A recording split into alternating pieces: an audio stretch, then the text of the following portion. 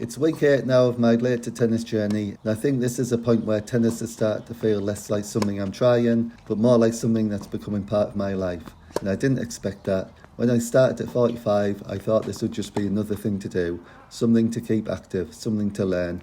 But now I find myself thinking about tennis more often than not. Thinking about when I can play next, who I can play with, and I'm slowly getting better. And I think that's when you know something's starting to stick, because it stops being effort and starts becoming routine. And I think week 8 has been more about the people side of tennis than anything else. Trying to build up a bit of a tennis friend roster, people who can message for a hit, people at a similar level, people who enjoy it. And I didn't realise how important that would become, because tennis is something individual in a lot of ways, but it's also one of the most social things you can do.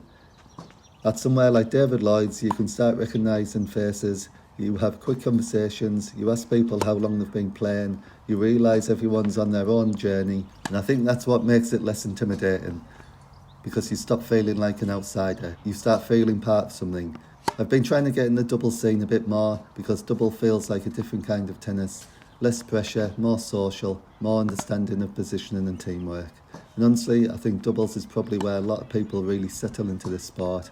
You're not covering the whole court, you're talking between points, you're building chemistry, and I think that appeals to me, especially at my age, because I'm still learning, still figuring things out, and doubles feels like a good way to keep improving. I've also started asking around about the box league that's run at David Lloyd Sunderland, which feels slightly strange to say out loud, because when I started, I don't think I imagined entering anything really, but now I'm starting to think, why not? Not because I think I'm ready, probably the opposite, but because I think having something to aim at matters, something that gets you on the court, something that gives you practice and purpose. And I think that's becoming a thing for me, not trying to rush, but trying to build slowly.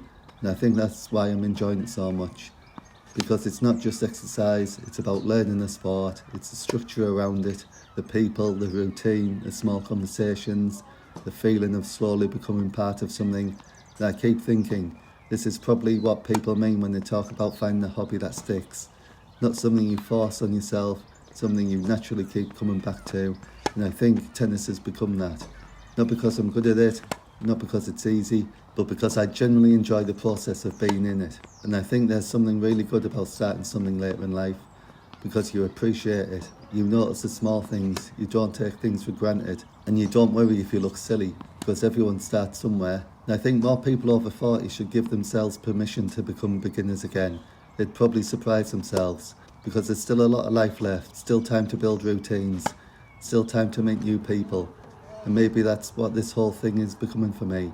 Not just learning tennis, but building a different version of life around it. So this is week 8, still early, still inconsistent, still trying to figure things out, but definitely enjoying it more than I expected. And I think that's a good sign. So if you found something that's slowly becoming part of your life, or you're thinking about starting something new, let me know in the comments and follow along, and let's see what happens.